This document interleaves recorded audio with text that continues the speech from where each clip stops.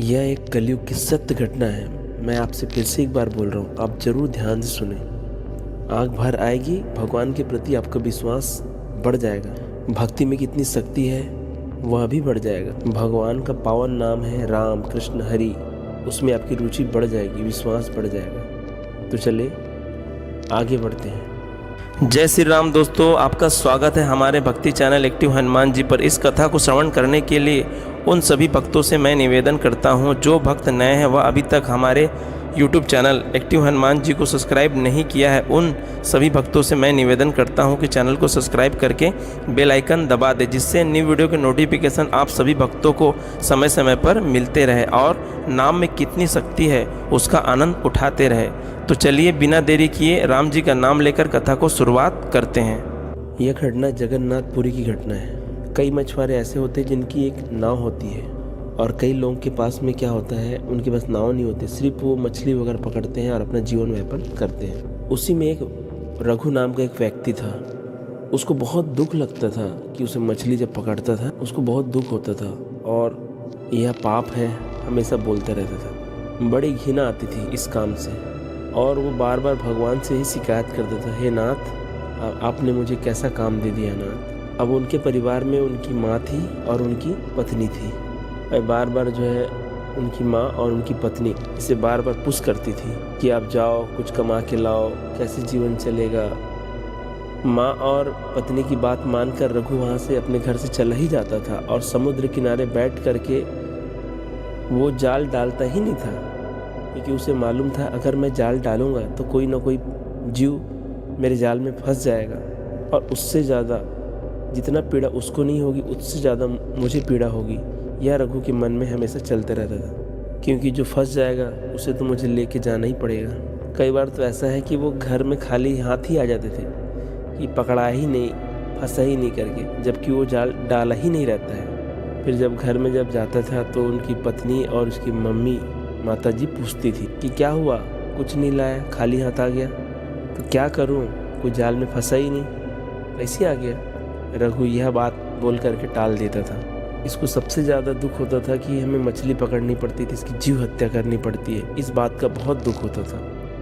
बार बार भगवान से शिकायत भी यही करता था कि हे नाथ ये कब रुकेगा, ये मेरा जो है कार्य कब रुकेगा नाथ, कब तक ये सिलसिला चलते रहेगा नाथ, इस कार्य से मुझे मुक्ति दिलवाए है नाथ, हे नाथ, हे प्रभु राम, हे कृष्ण, यह कहता रहता था। फिर एक दिन इसकी पत्नी और इनकी मम्मी ने बहुत डांटा, इनको बहुत डांटा, तुम कुछ कार्य करो, ऐसे कैसे चलेगा, हमारा पेट कैसे चलेगा।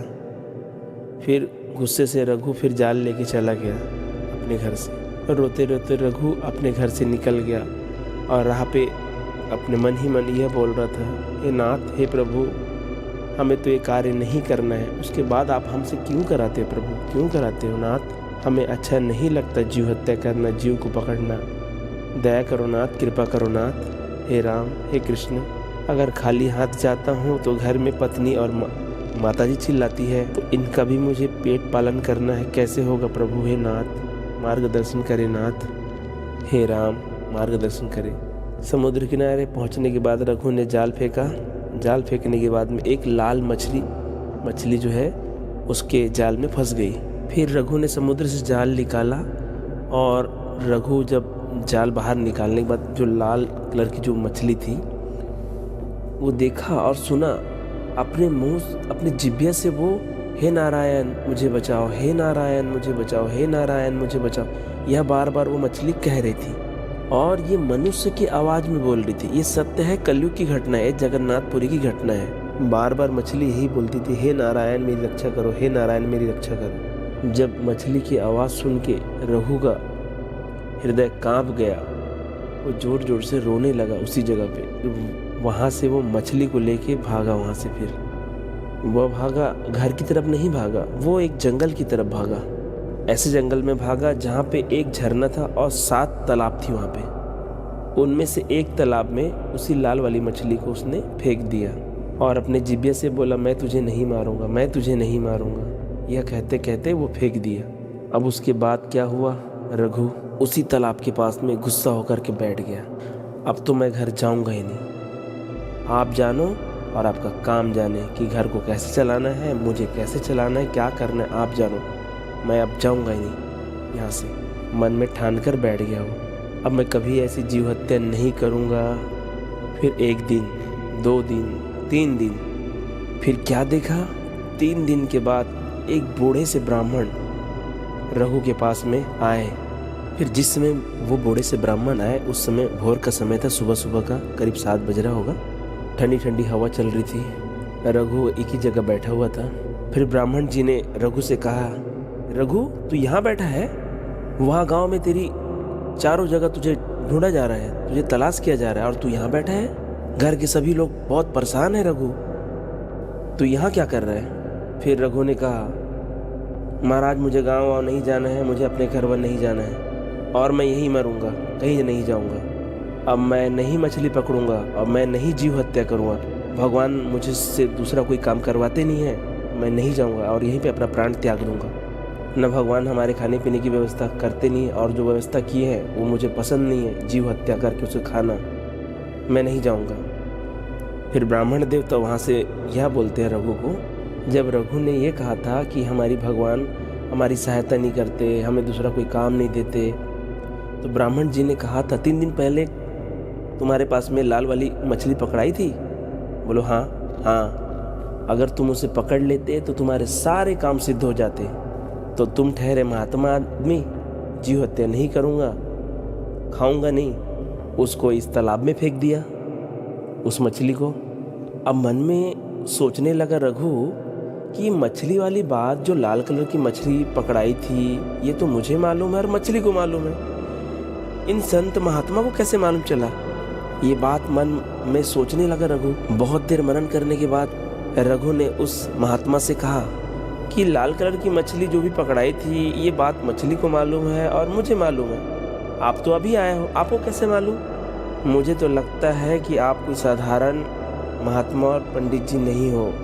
दौड़ के रघु जो है उनके चरणों में गिर गए और गिरने के बाद बोले, पहले प्रभु आप बताओ आप हो कौन? सबसे पहले आप बताओ, उसके बाद जो भी सवालों का जवाब आपको दूंगा। तो नहीं रघु, हम तो पंडित जी हैं, हम इस गांव पे रहते हैं। नहीं, मुझे ये संदेह हो रहा है, मुझे आपकी बातों में ना संदेह हो रहा है कि मछली पकड़ने वाली बातें मुझे मालूम है और उस मछली को मालूम, आपको पता कैसे चला? आप सच्ची सच्ची बताइए प्रभु, आप कौन हैं?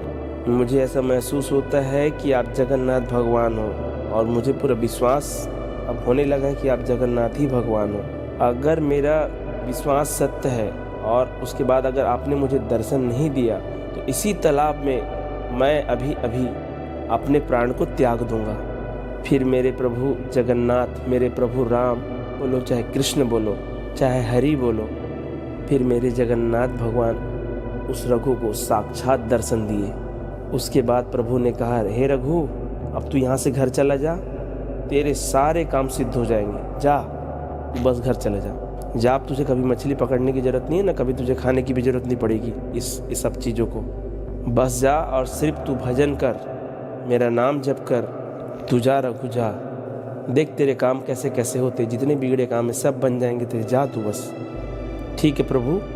और रघु ने भगवान को प्रणाम किया और वहाँ से वो चला गया। घर आया और राह पे ही सब लोग जब देखे तो ताना मारने लगे, विवाह कर लिया है, एक माता को रखा है और कहाँ घूम रहा है, लोग घर में भूखे प्यासे मर रहे हैं, इसको चिंता ही नहीं है, ताना देने लगी। और ऐसे भी दुनिया वाले तो ऐसी हैं, आप अगर सच्चा काम करोगे और सच्ची भक्ति करोगे ना तो आपको पीन मारने वाले संसार में हर जगह मिलेंगे, हर जगह ही मिलेंगे। आप उन लोगों का ध्यान आपको देना नहीं है, आपको जो कर्म है, अच्छा कर्म, वो कर्म करते रहो और आगे बढ़ते रहो। अगर कोई बुरा बात बता रहा है उसको नहीं सुनना है, और आपको कोई अच्छी बातें बता रहा हो, ज्ञान की बातें बता रहा हो, अच्छे श्लोक बता रहा हो, तो उस मार्ग में आपको चलना है, जो अच्छी बातों का जो मार्ग है। अच्छाइयों को पकड़ना है, बुराइयों को त्यागना है, यही मानव धर्म का सबसे बड़ा कर्तव्य होता है। फिर रघु अपने घर गया तो उसकी माँ ने भी बहुत खरी खोटी सुना दिया उसे। फिर वहाँ से जब पत्नी के पास गया तो पत्नी तो प्रतिदिन कुछ न कुछ उसको सुनाती थी, कुछ न कुछ बोलती थी, लेकिन आज के दिन बड़ा उसको मान और सम्मान के साथ उसको एक गिलास पानी दी, अच्छी बातें करने लगी, और कहा, सुनते हो जी, मैं तो डर गई थी कि आप कहाँ चले गए हो।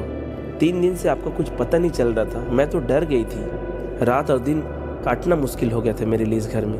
परंतु आपको पता है, आपके जाने के बाद यहाँ के जो गांव के जो मुखिया है ना, उनको पता चला इनके घर में कुछ खाने को नहीं है। न जाने उनको किसने प्रेरणा दी, तो हमारे घर में राशन और चावल जो सब्जियां वगैरह होती है उन्होंने भिजवाया। और जिस दिन से वो दान किए हैं हमें, जो ला के दिए, उस दिन के बाद से कोई चीज़ की कमी नहीं हो पा रही। महसूस ही नहीं हो पाता कि ये चीज़ की कमी है करके। पता नहीं, अपने आप ही हर व्यवस्था चलती चली जा रही। जो चीज़ की ज़रूरत होती है वो मिल जाता है। रघु तो बस मंद मंद मुस्कुरा रहे थे और उनकी बातों को सुन के बहुत आनंदित हो रहे थे। और ऐसे भी प्रभु रघु को तो पता ही था कि ये सब मेरे प्रभु की कृपा है, मेरे राम की कृपा है, मेरे जगन्नाथ की कृपा है। क्योंकि वो तो दर्शन करके आया ही था ना। उसे मालूम है कि ये सारी व्यवस्था मेरे प्रभु ने ही की है। बस क्या, अब लीला और बढ़ने लगी। अब लोग जो है उनके घर में आने लगे। रघु जी हाथ जोड़ के प्रणाम करते और बोलते, रघु जी आप तो बहुत अच्छे हो। रघु देखो ना, मेरा बच्चा बीमार है। अब ऐसा हो गया था कि रघु जिसके सर के ऊपर हाथ रख देता था वो बच्चा ही ठीक हो जाता था। लगता है किसी बच्ची या बच्चे का विवाह में लेट होता है ना, एक कि अभी तक शादी नहीं हो रही है, लड़का नहीं मिल रहा है, लड़की नहीं मिल रही, कैसे शादी होगा, कैसे विवाह होगा।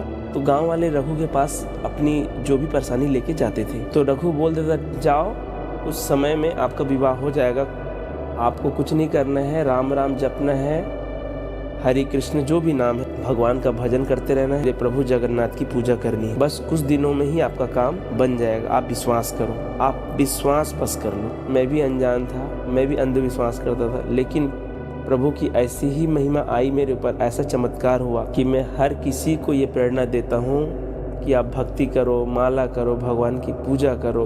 कलयुग के प्रभाव से आपको बचे, सुख सुविधाएं चाहिए, भक्ति करो। राम राम राम, कृष्ण कृष्ण कृष्ण, हरि हरि हरि, नारायण नारायण, ओम नमः शिवाय, ओम नमः शिवाय। इस सारी चीज़ों का जाप करो, भजन करो, सत्संग सुनो, संतों की हर कही बातों को समझो, गुरु की हर बातों को समझो।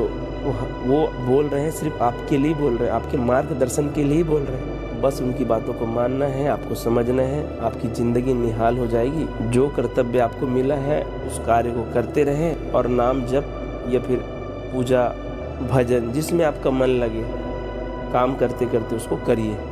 हर रुके हुए काम आपके बनने चालू हो जाएंगे। आप निश्चित विश्वास करिए। ये रघु हर किसी से यह बोलता था, और जो लोग रघु की बातों में विश्वास किए उनका बेड़ा पार ही हुआ, और उनका हर बिगड़ा काम उनका बनने लग गया। पूरे गांव में रघु की वाणी सिद्ध हो चुकी थी। सब आश्चर्यचकित हो गए थे। अब ये सब कहाँ से हुआ? भगवत कृपा से। कई लोग ऐसा बोलते हैं ना कि वो महात्मा हमें ऐसा बोले, वो माता जी हमें ऐसा बोली कि हमारा काम बन गया। ऐसा नहीं है। जो भगवान के आश्रित होते हैं ना, तो उनके बोला हुआ हर वाक्य मिथ्या नहीं होती है, असत्य नहीं होता है। जिस बल पे आपको बोलते हैं कि जाओ आपका काम बन जाएगा, हर बिगड़े काम बन जाएंगे, तो वही बोल सकता है जिनके ऊपर भगवत कृपा होती है, भगवान की आराधना करते हैं, नाम जप करते हैं, वही बोल सकते हैं। उनकी वाणी मिथ्या नहीं जाती है। आप इस चीज़ में विश्वास करो, क्योंकि भक्त की रक्षा भगवान करते हैं, उनकी वाणी को मिथ्या नहीं जाने देते। ठाकुर जी उनकी हर एक वचनों की पूर्ति खुद स्वयं करते हैं वो।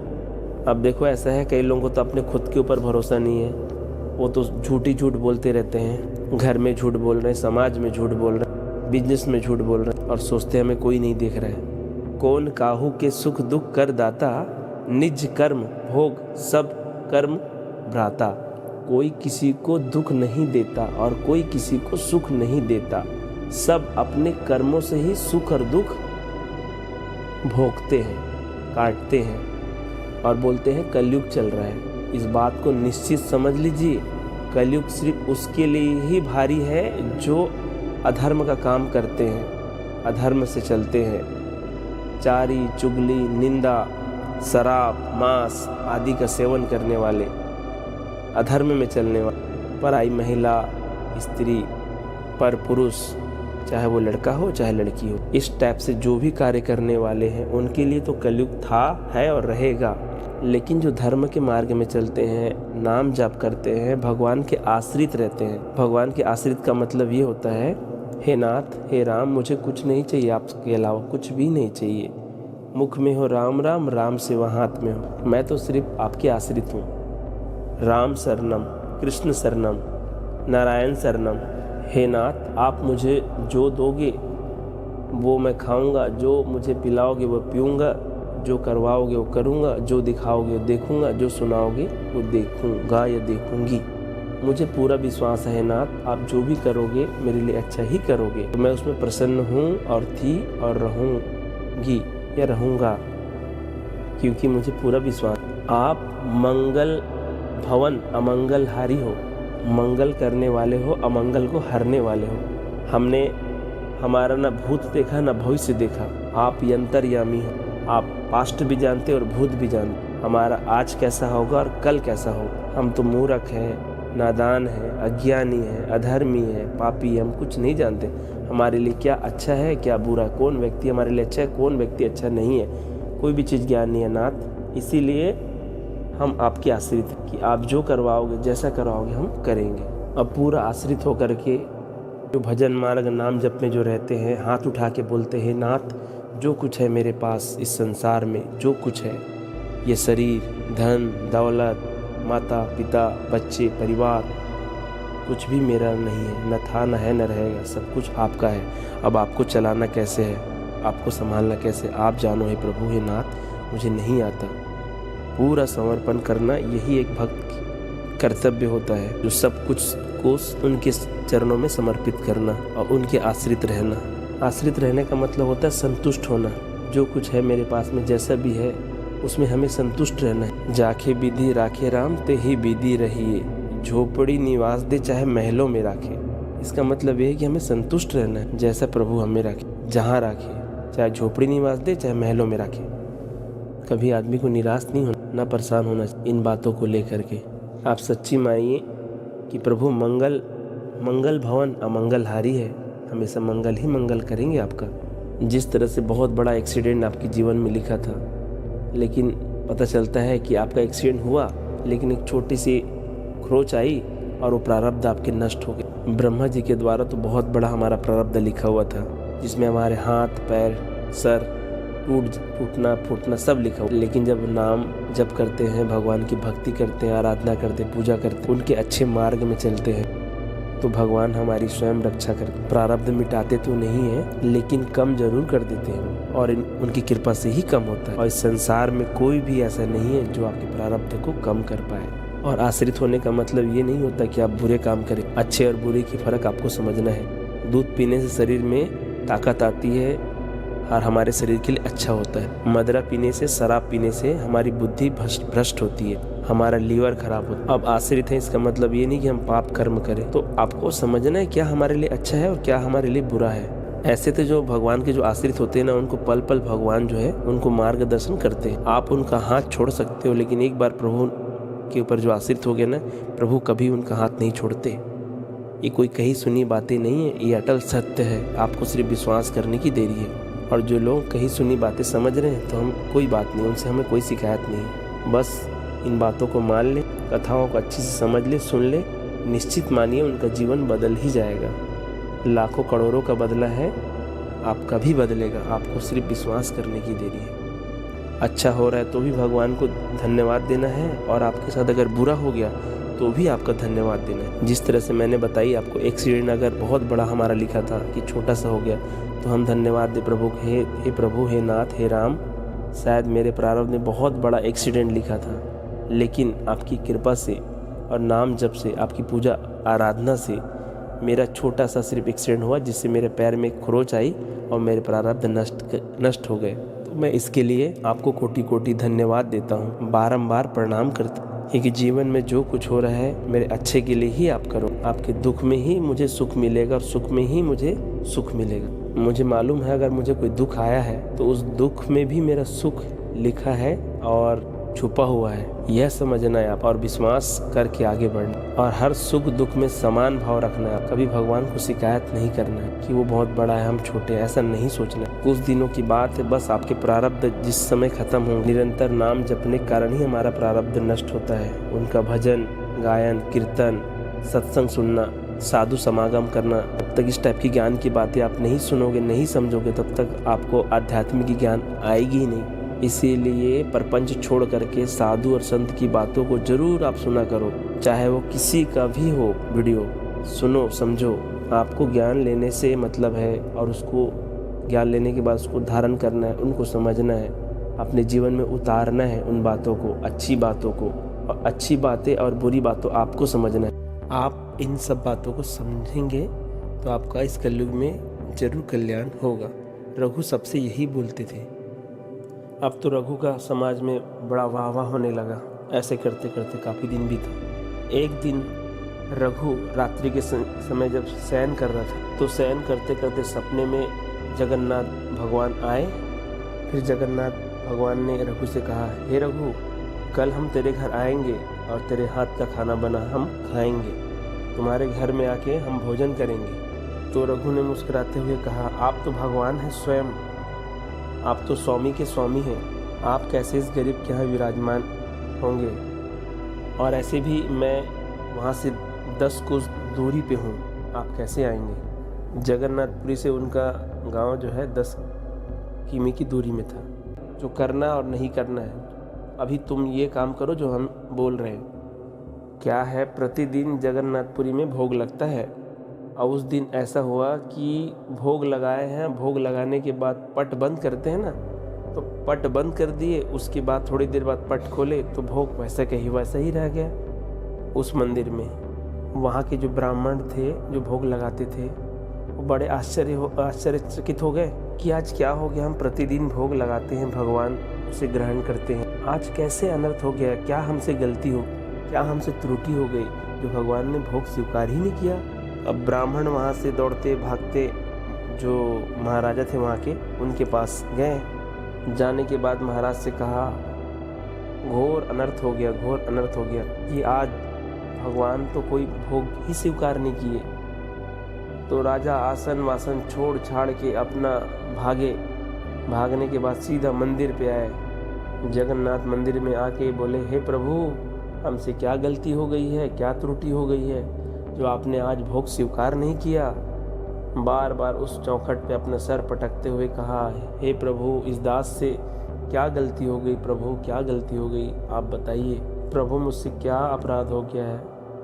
मुझे क्षमा करो प्रभु, मुझे क्षमा करो और बताओ, पर बता दो प्रभु, मुझसे क्या अपराध हुआ है कि आपने भोजन स्वीकार नहीं किया, आप बताइए प्रभु। राजा ये बात कही रहे थे, उसके बाद थोड़ी देर बाद उनको एक शब्द सुनाई दिया, हे राजा, तुम लोग से कोई अपराध नहीं हुआ है, मेरा दास एक रघु है, मैं उसके यहाँ भोजन पाने गया हूँ, ऐसे भी मैं तेरे यहाँ डेली भोजन पाता हूँ मैं। फिर राजा ने सवाल किया, हे प्रभु, ये रघु रहता कहाँ पे है? फिर भगवान ने कहा, यहाँ से 10 कोस की दूरी में मेरा भक्त रहता है, मैं वहाँ पर हूँ। फिर राजा वहाँ से तुरंत अपना रथ तैयार किए और बस उनकी ओर चल पड़े।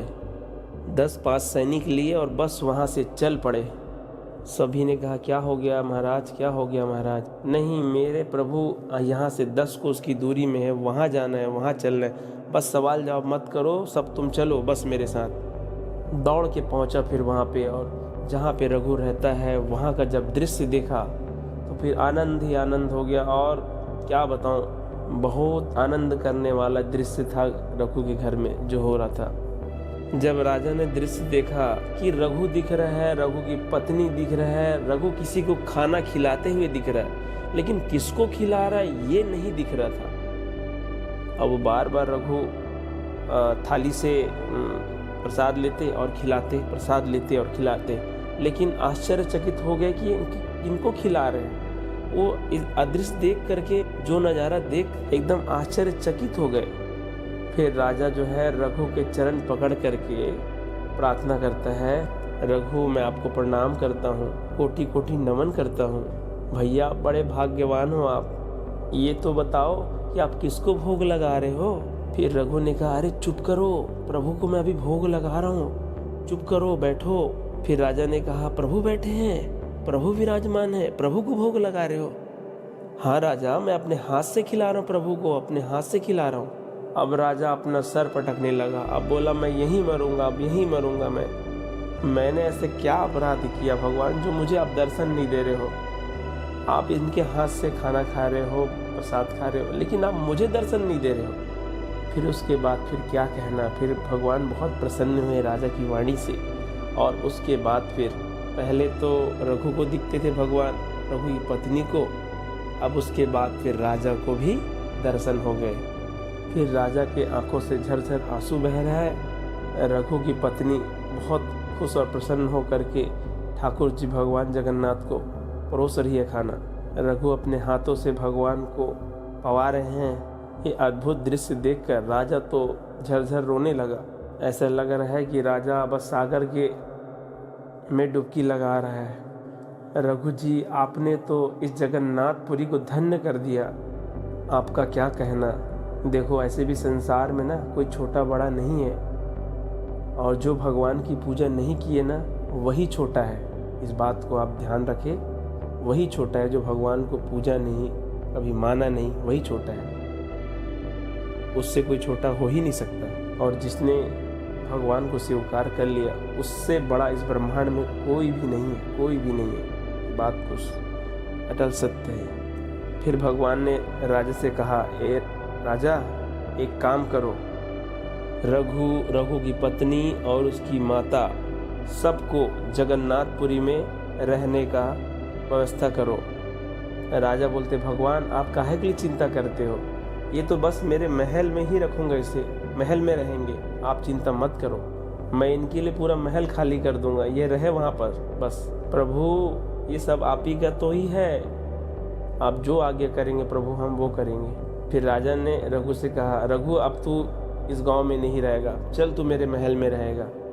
भगवान का आदेश है, बस तू कुछ मत करना, मेरे जगन्नाथ भगवान की तू सेवा करना, मैं तेरी सेवा करूँगा, बस यही काम करना रघु, और कुछ मत करना। अगर भगवान तक आप लोग नहीं पहुँच सको तो कोई बात नहीं है, जो भगवान तक पहुँचे हैं तुम बस उन्हीं के पास पहुँच जाओ, उसी में ही तुम्हारा बेड़ा पार हो जाएगा, तुम्हारा कल्याण हो जाएगा। भयानक कलयुग के प्रभाव से बच जाओ, इस माया रूपी जाल से मुक्त हो जाओगे।